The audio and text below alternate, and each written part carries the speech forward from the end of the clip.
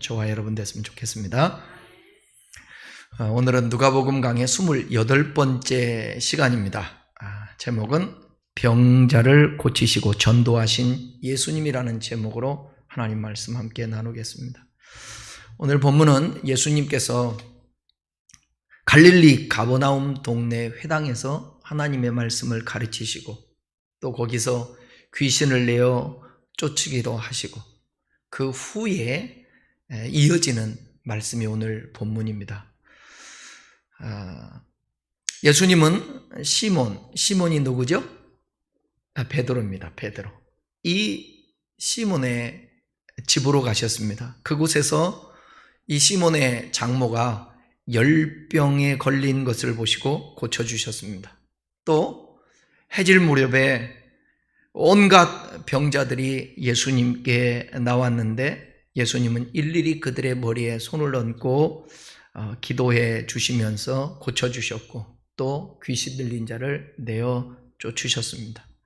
그런 다음에 예수님은 다른 곳으로 가시려고 했는데 그 가운데 있던 많은 사람들이 그 예수님이 다른 데로 가는 것을 만류를 했습니다. 그러나 예수님은 갈릴리 여러 회당을 다니시면서 전도를 하셨습니다.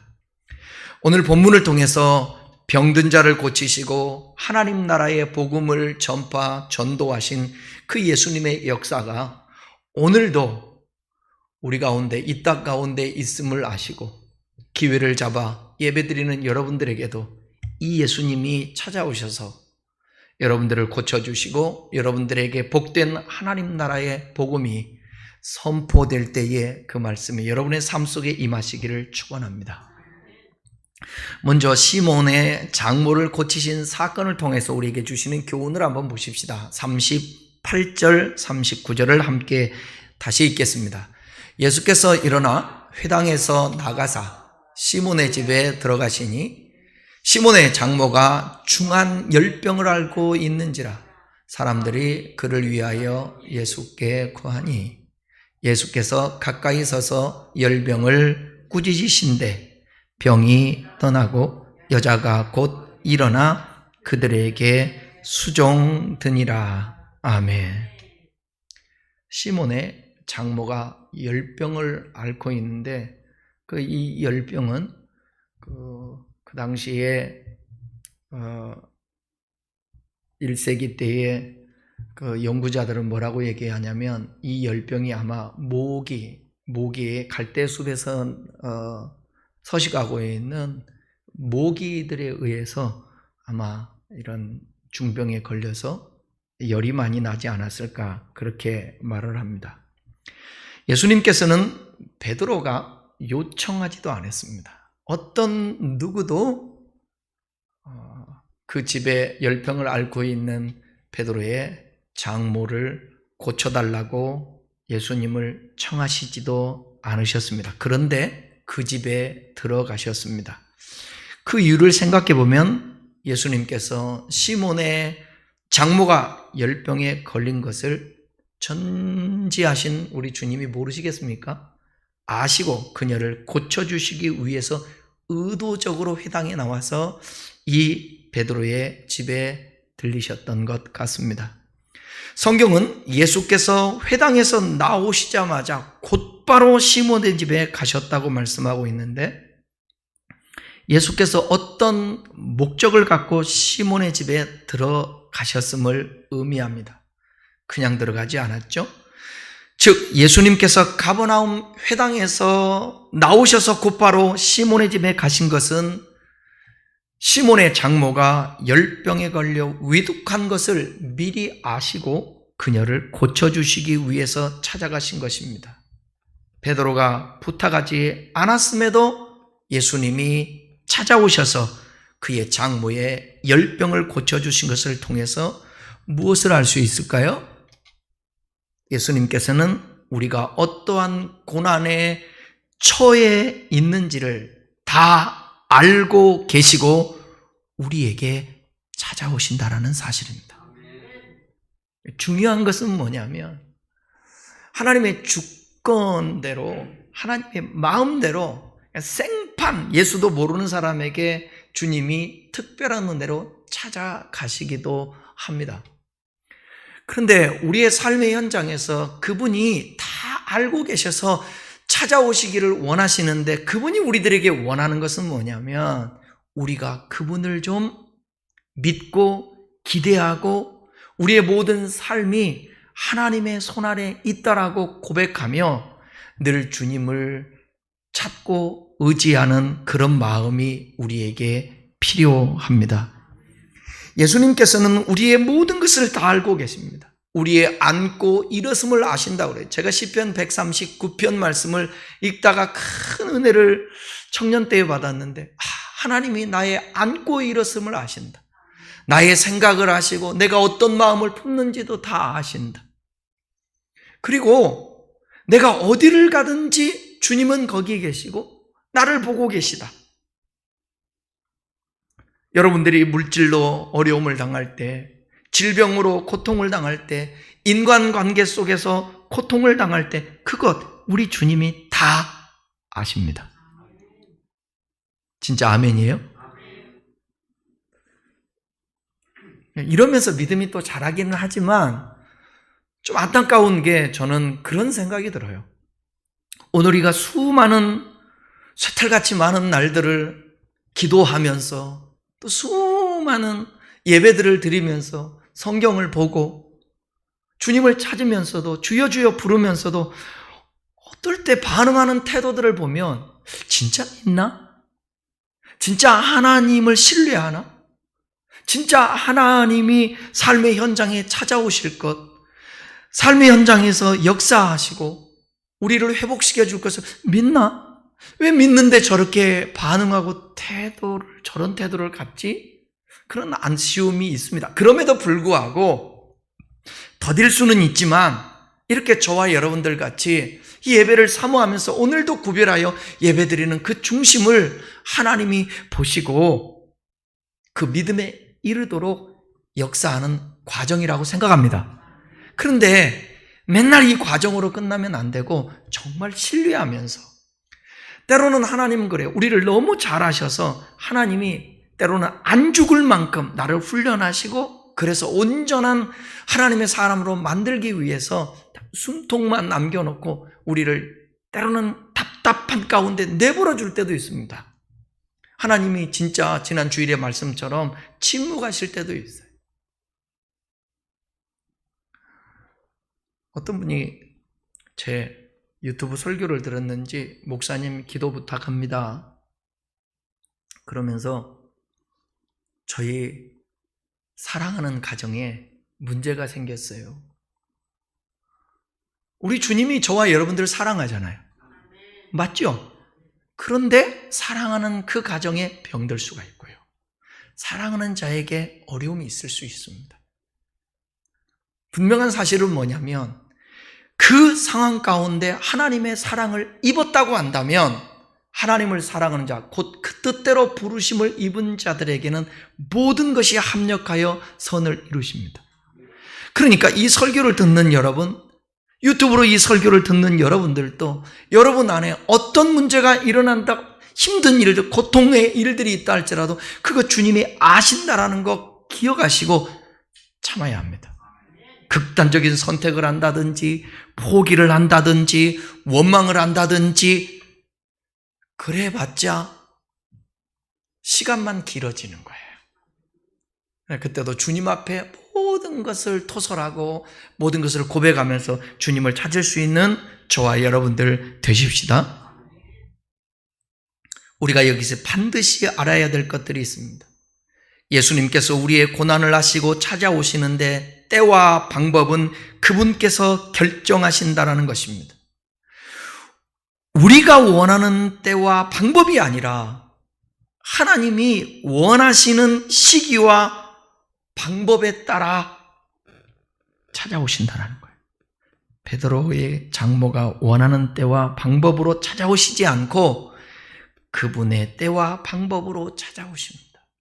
인간이 원하는 건 뭘까요? 우리 지금 기도 많이 하고 있지만 베드로의 장모도 그렇지 않을까요? 열병에 들지 않게 주님이 미리 찾아오시고 미리 도와주시고 그러면 얼마나 좋겠어요. 그런데 살다 보니까 하나님이 그렇게도 안 하실 수 있다는 거예요. 아니, 어쩌면 지금까지 우리에게 벌어질 수많은 질병과 사고와 죽음까지도 미리 막아주셨는지도 몰라요. 우리가 못 느낄 뿐이지. 그런데 우리가 우리 중심으로 항상 생각하기 때문에 내가 어떤 일을 만나고 벌어지면 답답해하는 거예요. 왜 하나님 막아주지 않았냐고, 왜 하나님 일찍 찾아오시지 않았냐고 그러는 것입니다. 그러면 여기서 우리가 질문해야죠. 우리가 원하는 때가 아니라 주님께서 원하시는 때에 찾아오시는 이유가 뭐냐 이거예요. 그것은 우리가 당하는 순간과 주님이 찾아오시는 때까지의 기간을 통하여서, 그러니까 내 시간과 하나님의 시간과의 그 어떤 텀이 있지 않습니까? 그것을 통하여 우리를 훈련하시기 위해서입니다. 훈련하시기 위해서. 제가 요즘 많은 사람들을 보고 저 자신도 느끼는 게 뭐냐면, 사람은 아무 일도 없이 그냥 평안하다 하면 하나님 의지하지 않아요. 그리고 자꾸 육신의 욕망이 올라오는데 그 육신의 욕망이 올라오는 것을 항상 성취하고 그렇게 살려고 몸부림을 쳐요. 죄의 소원들을 다스리지를 못합니다. 그래서 하나님은 우리가 원하는 시간을 보류시키시고 하나님의 시간의 때를, 그 텀을 두면서 그 속에서 하나님의 우리를 훈련하시는 거예요. 낮추기도 하시고 겸손하게도 하신다라는 것입니다. 하나님께서 곧바로 우리의 고난에 개입하시지 않는 것은 일정 기간의 고난을 통해 우리를 만들어가며 오직 주님만을 바라볼 수밖에 없는 우리의 믿음을 크게 하시려고 의도를 가지고 그렇게 하신다는 거예요. 그러니까 오늘 무슨 일을 만나고 답답함을 하고 여러분의 삶에 열병이 있다 할지라도, 문제가 있다 할지라도 하나님이 안 계신 것이 아니라, 하나님이 없는 것이 아니라, 내가 벌받고 있는 것이 아니라 나를 향한 하나님의 어떠한 뜻과 섭리, 우리의 믿음을 키우기 위해서라는 것입니다. 그런데 예수님께서 시몬의 장모의 열병을 어떻게 고치셨다고 말씀하고 있습니까? 39절을 보시면 예수님께서 시몬의 장모의 열병을 꾸짖으셨다. 꾸짖으며 고치셨습니다. 그런데 공간복음에서 이 사건이 누가복음에만 있는 것이 아니라 마태복음에도 있고 마가복음에도 있거든요. 마태복음 8장에서는 예수님께서 베드로의 장모의 손을 만지셨다 그렇게 했어요. 손을 만지시면서 병을 고치셨어요. 마가복음 1장에서는 베드로의 장모의 손을 잡아 일으켰다. 마태복음에서는 손을 만졌다. 마가복음에서는 장모의 손을 잡아 일으켰다. 그래서 열병이 떠난 거예요. 마태복음과 마가복음과 누가복음이 예수님께서 베드로의 장모의 열병을 고치신 방법을 각각 다르게 기록하고 있습니다. 성경이 동일한 사건에 대해서 이렇게 다르게 기록하고 있는 것을 보면서 여러분은 어떤 생각을 하십니까? 성경을 비판적인 사람의 말을 그냥 짜집기식으로 만들었다라고 생각하는 그런 시각으로 보는 사람들은 서로 다르다는 이유로 성경의 진정성을 의심하고 믿지를 않습니다. 도올, 김용옥 같은 분이 그래요. 이분은 신학을 했음에도 불구하고 그 다음에 성경 주석을 강의를 해요. 그런데 이 성경을 사람의 말로 보는 것이지 진리의 생명의 말씀으로 보지 않는 것입니다. 성경이 여러 군데 보면서 성경은 좀 다른 부분이 있어. 인간이 이걸 그냥 만들어낸 것들이야. 그러나 우리가 이렇게 다양하게 기록된 것을 통해서 오히려 성경이 진짜 하나님의 말씀인 것을 알아야 하는 것입니다. 우리가 신문이나 인터넷 보면 동일한 사건을 다르게 보도하는 경우가 종종 있습니다. 보수적인 신문, 진보적인 신문, 그 보도하는데 좀 다르죠. 그렇다고 해서 어느 신문사는 어느 사건을 놓고 맞고 어떤 사람은 틀리고 어떤 신문사라든지 인터넷에서 완전히 그렇게 말할 수는 없죠. 어떤 부분은 틀릴 수도 있죠. 또 완전히 맞을 수도 있고. 그렇지만 그것은 옳고 그름의 문제라기보다는 관점과 보는 시각에 따라서 글을 쓰고 사건을 해석하기도 한다라는 것입니다. 그런 긍정적인 면으로, 부정적인 면도 뭐 말하자면 많지만, 그런 면으로 성경을 본다고 한다면 성경 기자가 보는 관점에 따라 얼마든지 다르게 기록을 할 수 있다는 것입니다. 즉 마태는 예수님께서 손을 만지신 것을, 마가는 손을 잡아 일으키신 것을, 누가는 열병을 꾸짖으신 것을 각각 강조하신 것입니다. 이런 것들이 동일하게 한 치유의 방법의 사건 속에 보십시오. 예수님이 베드로의 장모의 손을 잡았어요. 그리고 이렇게 세워요. 그러면서 열병은 떠나갈지어다 하면서 꾸짖을 수도 있는 거예요. 그런데 저자들이 강조하는 것이 다르게 관점에 따라, 시각에 따라 기록할 수 있다는 것입니다. 이 말씀을 드리는 이유는 뭐냐면 자신이 알고 경험한 것만 옳다고 주장해서는 안 된다는 거예요. 그래서 여러분, 지금 유튜브 시대가 너무 편협적으로 자기가 보고 싶은 것만 보는 것이 꼭 좋은 게 아니에요. 제가 주일날에도 광고 시간에 이 말은 하고 싶어요. 여러분도 마찬가지예요. 이 설교를 듣는 분들, 사람은 자꾸 자기가 듣고 싶고,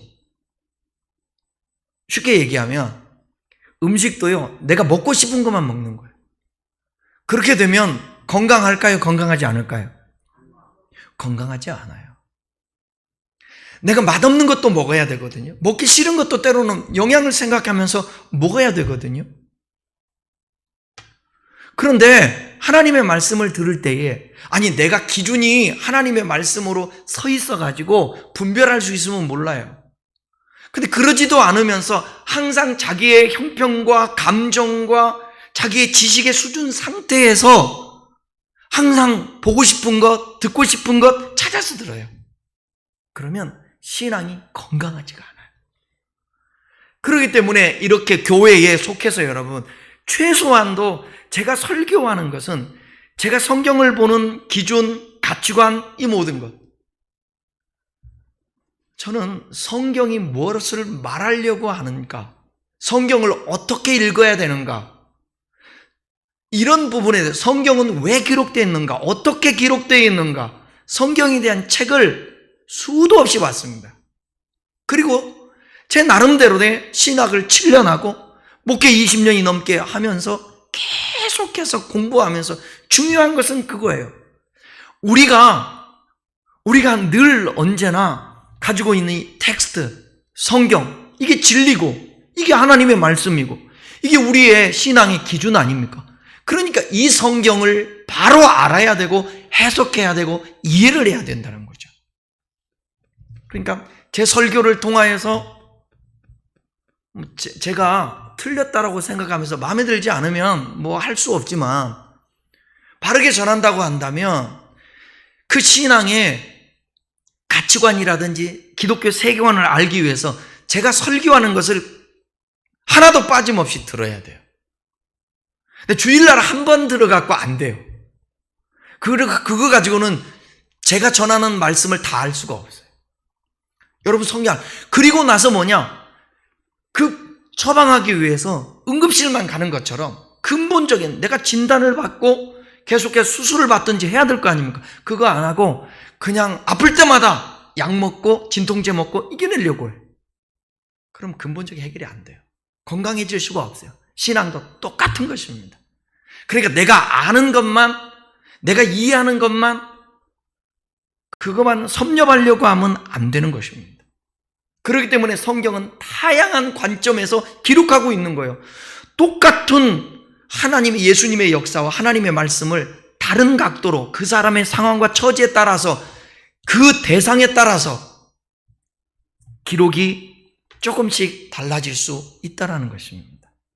여러분, 430년과 이스라엘 백성들이 애굽에서 430년 동안 종살이했어요. 이게 정확한 430. 근데 어떤 성경은 400년이라고 나와요. 400년이라고 했다고 해서 틀려요? 430년이 났다고 해서 맞아요? 우리가 어떤 얘기를 할 때에, 과거에 할 때 정확하게 얘기하지 않아도 한 3월쯤 되지 않을까? 3월쯤이면 3월 1일부터 30일까지 아닙니까? 3월쯤이면 틀려요. 3월 예를 들어서 5일이든 3월 7일이든 10일이든 30일이든 3월달이라고 내가 말한 것이 틀려요. 맞아요. 맞는 거예요. 성경이 그럴 수 있다니까. 누가는 이러한 사실을 의식했던지 바로 뒷절인 40절에서 사람들이 시몬의 장모의 열병을 고치신다는 말을 듣고 몰려왔을 때에 예수께서 이제 어떻게 고치셔요? 장모는 꾸짖어서 고쳤다고 기록하고 있는데 그 밑에 절은 뭐라고 나와요? 40절 한번 읽어보겠습니다. 누가복음 4장 40절.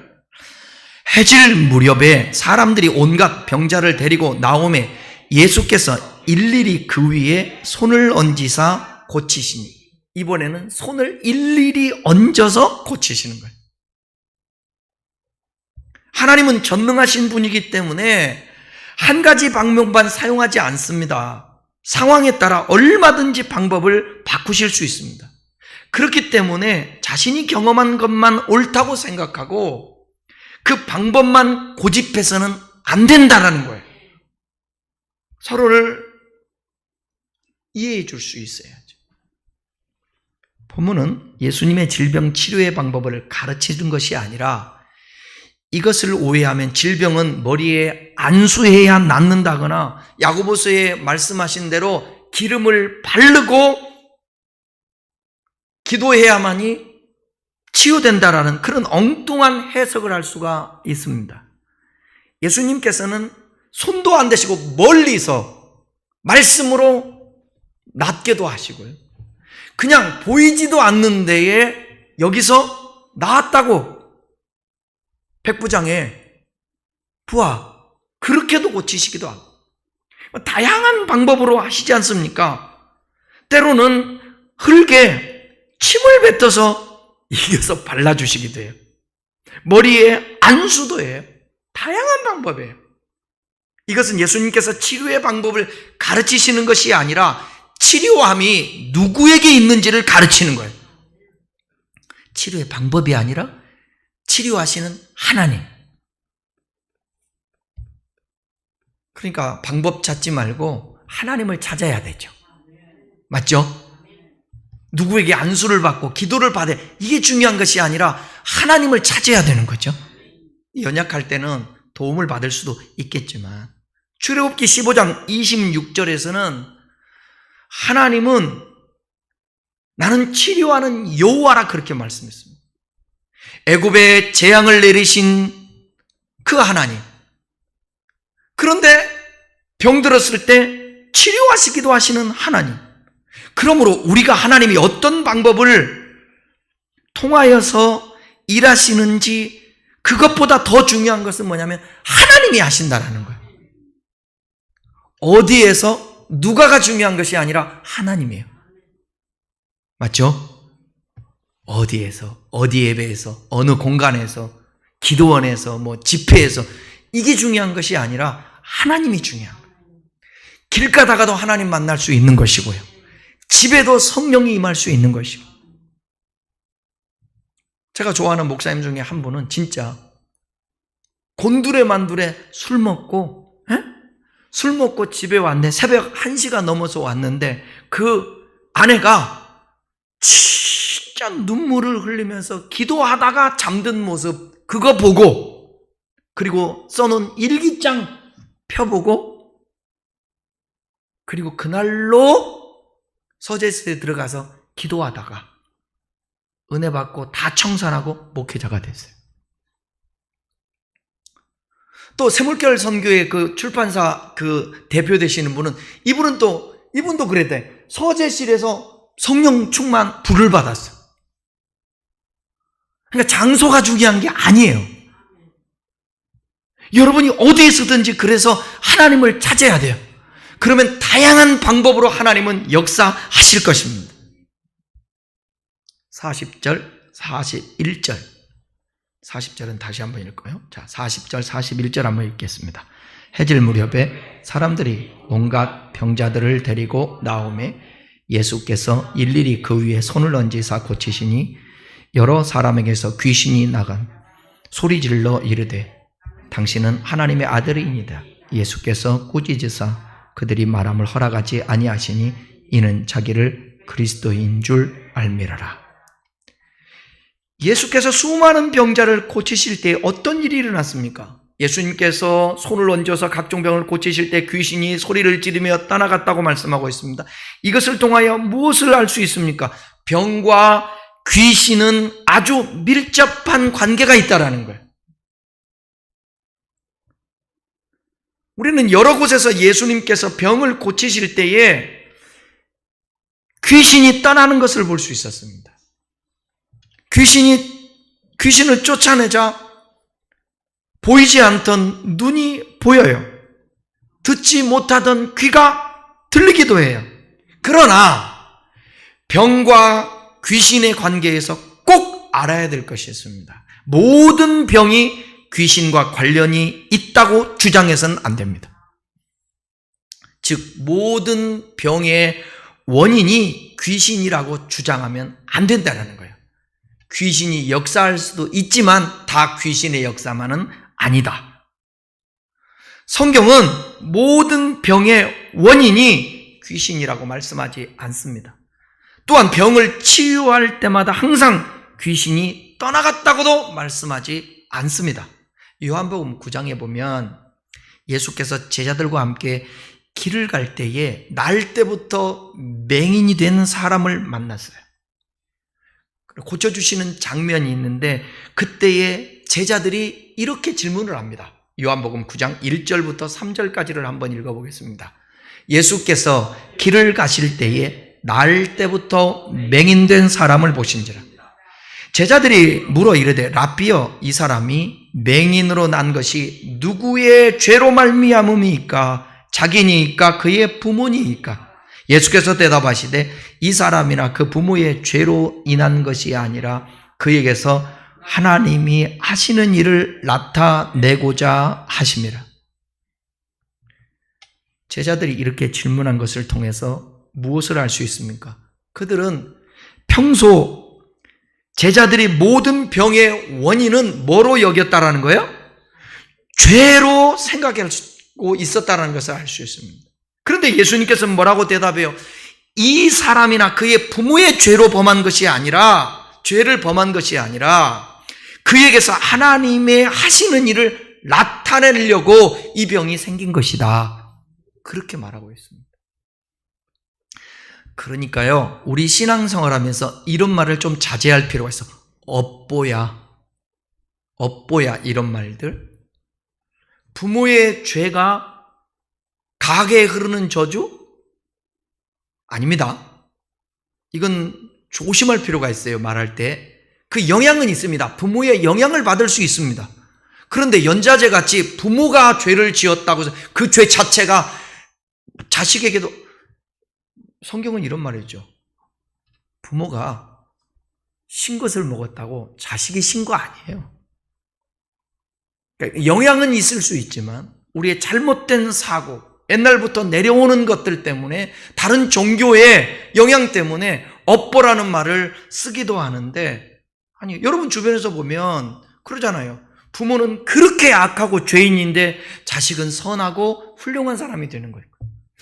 부모는 그렇게 믿음이 좋고 훌륭한데 자식은 또 그렇지 못한 경우도 있지 않습니까? 그러니까 우리가 모든 것을 극단적으로 얘기하면 안 된다는 것입니다. 모든 병의 근원이 귀신의 역사도 아니고 모든 고난과 병의 근원이 죄 때문이라도 그렇게 말하면 안 된다는 거예요. 그래서 우리는 하나님과 관계 속에서 분별해내야 되는 거예요.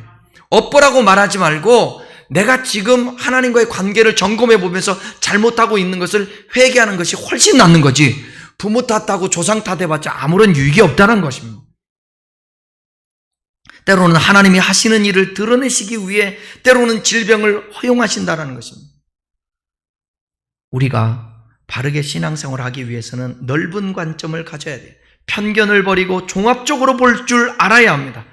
그래서 성령께서 성경을 우리가 입체적으로 볼 수 있도록 그분께 자신의 생각을 굴복시켜야 하고 성령의 인도를 받아야 합니다.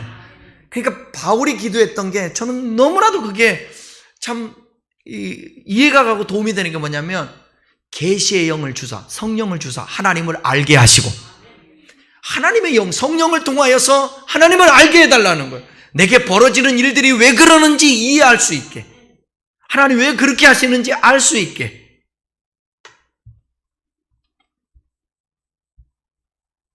(42절을) 읽겠습니다.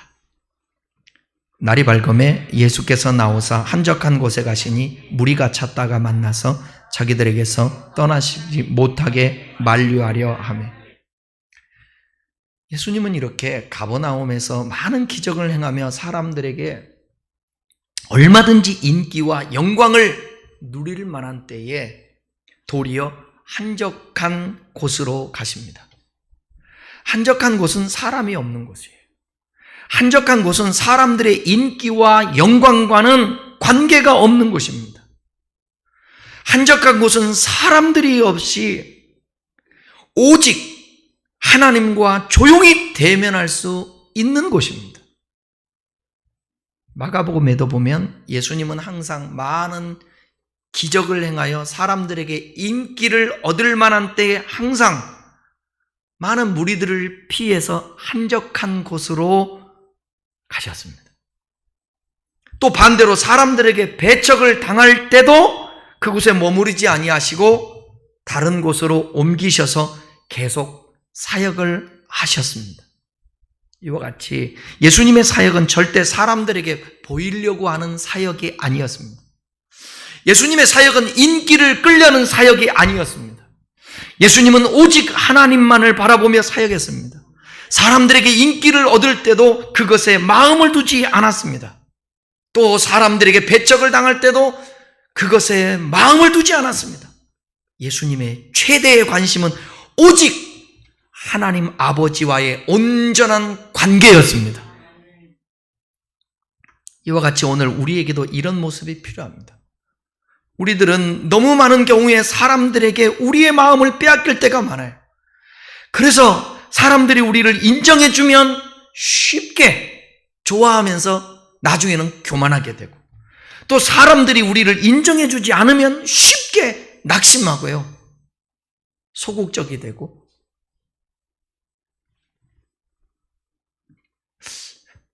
저에게도 말씀에 참 제가 이 말씀을 준비하면서 예수님은 한적한 곳에 갔다. 얼마든지 그곳에 있으면 인기도 얻을 수 있고 인정도 받을 수 있고, 그냥 가만히 계시면서 뭐예요? 와, 필요한 사람 와, 그리고 기도해주고 귀신 내쫓아주면 와 이럴 텐데, 예수님은 그렇지 않아요. 당신을 감추세요. 아직 때가 아니라고도 말하고. 근데 너무 저는 예수님과 다른 거예요. 누가 칭찬해주면 좋고요, 누가 못한다고 그러면요 듣기 싫고요. 여러분도 그럽니까 혹시? 그래요? 동기들 만났네? 누가 좀 잘한다고 그러면 막 춤을 춥니다. 뭐 반찬이라도 좀 잘한다고 그러면 난리 납니다. 반찬 잘한다고 그러면 난리 나요. 맛있다고 그러면 난리가 나요. 예쁘다고 그러면 난리가 납니다. 멋있다고 그러면 난리나. 목사들은 제일 설교 잘한다고 그러면 진짜 잘하는 줄 알고, 은혜 받았습니다 그러면 진짜 은혜 받은 줄 알아. 인사거든. 어디 가서 하면 참 멋있어요, 좋은 말 해주면, 여러분 누군가를 칭찬하고 누군가를 좋아해, 그것도 들킵니다. 저 사람이 요식행위로 하는구나, 영혼 없이 하는구나. 칭찬할 때 있잖아요, 전혀. 제가 아는 사람 중에도 그래요. 말은 하는데 되게 멋있습니다, 근데 안 보고 딴 일 하면서 그래. 그냥 요식행위인 거예요. 속지 마세요. 칭찬한다고 좋아하지 말고 싫어한다고 해서 화날 필요 없어요. 인간의 평가도 중요합니다. 더 중요한 것은 뭐냐면 주님이 우리를 어떻게 생각하느냐. 맞죠? 바울이 한 말이잖아요. 내가 사람을 기쁘게 하랴, 하나님을 기쁘게 하랴. 사람을 기쁘게 하면 뭐라고 그랬죠? 하나님의 사람이 아니다 그랬어요. 그러니까 우리가 욕망의 충족을 위해서 신앙생활하고 있는가? 우리의 어떤 목적 달성을 위해서 신앙생활, 맞죠? 한편으로는 천국 가고 우리가 복 받고 주님과 연합하는 게 그게 자체가 복이니까 그렇게 해서 하지 마. 아니 그런 거 그거 말고 하나님이 수단되고 하나님 목적이 아니고 하나님을 이용해서 뭔가 되려고 하고 그러면 신앙생활하고 여러분 자꾸 인기 끌려고 하고 그 다음에 사람한테 칭찬받으려고 하고 인정욕구 있거든요. 인정욕구. 제가 요즘 심리학 공부를 하잖아요. 상담하면서 하면 그래서 필요하다.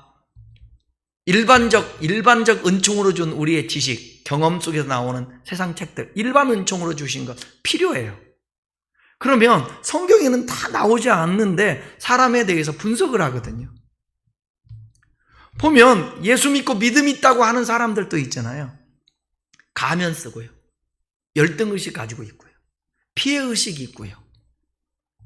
다 나름대로의 이게 모난.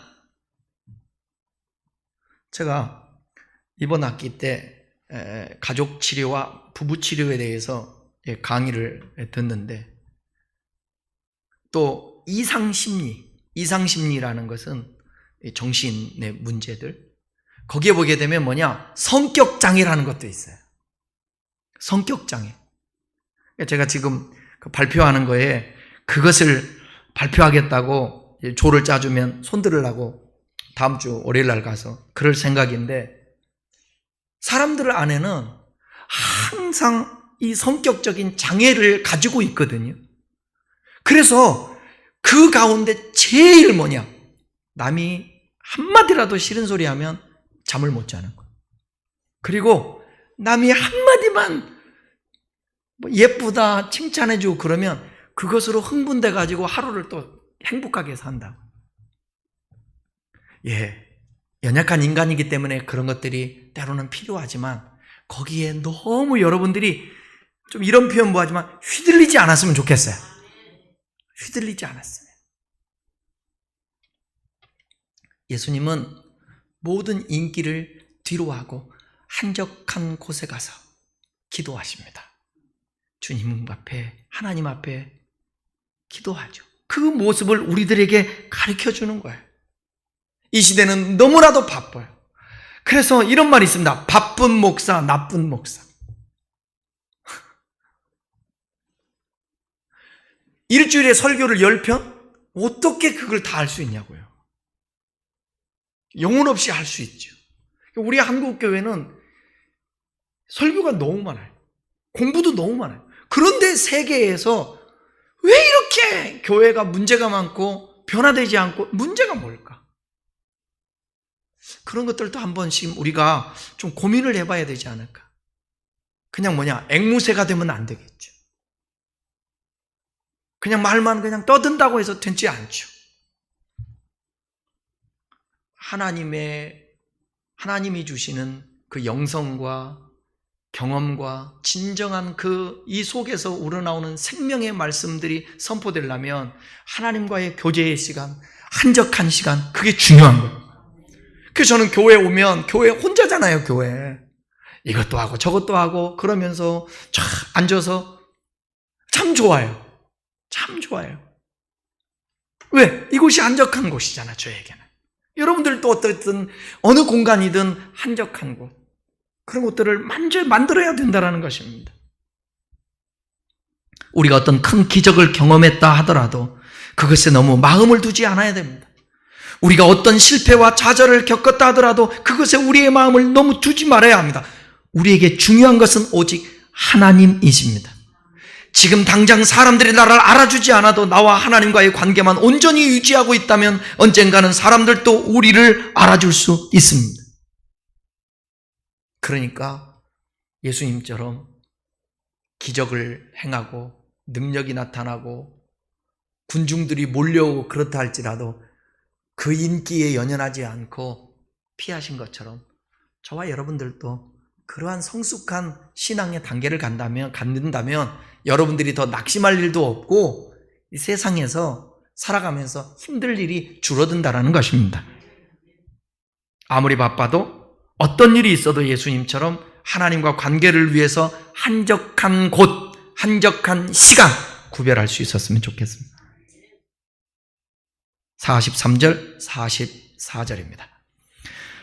예수께서 이르시되 내가 다른 동네에서 하나님의 나라 복음을 전하여야 하리니 나는 이 일을 위해 보내심을 받았노라 하시고 갈릴리 여러 회당에서 전도하시더라.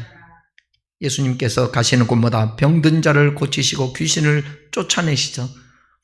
많은 무리들이 모여들었고 그들은 예수께서 다른 곳으로 가지 못하게 만류를 했습니다. 그때에 예수님께서 뭐라고 했어요? 내가 다른 동네에서도 하나님 나라 복음을 전해야 하리니 나는 이 일을 위해 보내심을 받았노라. 한 곳에 머무르며 인기나 얻으려고 그게 아니라 여러 곳을 다니면서 하나님 나라 복음을 전하는 것, 그것을 위해서 이 땅에 예수님이 오셨다는 것입니다. 예수님께서 이 세상에 오신 목적은 복음을 전하기 위해서다. 그러나 여러분, 예수님의 복음에 대해서는 우리가 앞 3장에서도 말씀을 많이 나눴으니까 예수님만 이 목적 때문에 이 세상에 오신 것이 아니라 우리도 구원받아서 살아가는 이유와 목적이 뭐냐? 우리를 통해서 많은 사람들에게 하나님 나라 복음이 증거되는 것입니다. 여러분 때문에 구원받는 사람이 있으면 좋겠어요. 여러분 때문에. 그러니까 어디서든지 하나님 나라를 증거하셔야 돼요. 예수님께서 제자들에게 이렇게 말씀했습니다. 요한복음 21장 21절입니다. 아버지께서 나를 보내신 것 같이 나도 너희를 보내노라. 보내주신 거예요. 전도하라고. 그러면서 하시는 말, 내가 너에게 뱀과 전갈을 밟으며 원수의 모든 능력을 제할 권세를 주셨다. 그러면서 전도하라는 것입니다. 여러분이 전도하고 복음을 전하려고 하면 하나님이 능력을 주실 것입니다. 결론입니다. 예수님은 이 세상에 복음을 증거하러 오셨습니다. 복음을 증거하기 위해서 병든 자를 고치신 것이 목적이 아니라 복음을 전하는 것이 목적인데 그 복음을 전할 때에 병든 자를 고치면, 귀신을 내어 쫓으면 하나님 나라 복음이 더 잘 증거되니까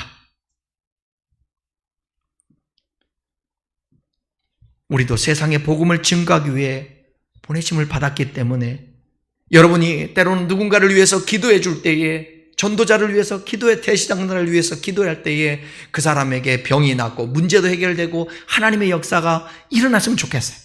그러면 여러분의 말을 통해 전도가 되잖아요. 우리의 존재 이유가 무엇인지를 알고 예수님처럼 그의 능력으로 말미암아 우리 안에 머물고 있는 세상의 그런 악한 영의 사람들이 다 마귀가 쫓겨나가기를 바라고, 저와 여러분의 육신의 질병도 예수님으로 말미암아 쫓겨나가기를 바라고, 여러분들도 많은 사람을 위해서 기도할 때에 그 병이 나가기를 바라고, 귀신의 역사가 떠나가기를 바라고, 우리를 통하여 하나님 나라가, 예수가 증거하신 그 하나님 나라, 우리 또한 그 하나님 나라를 증거하며 살 수 있기를 주의 이름으로 축원합니다. 기도하겠습니다.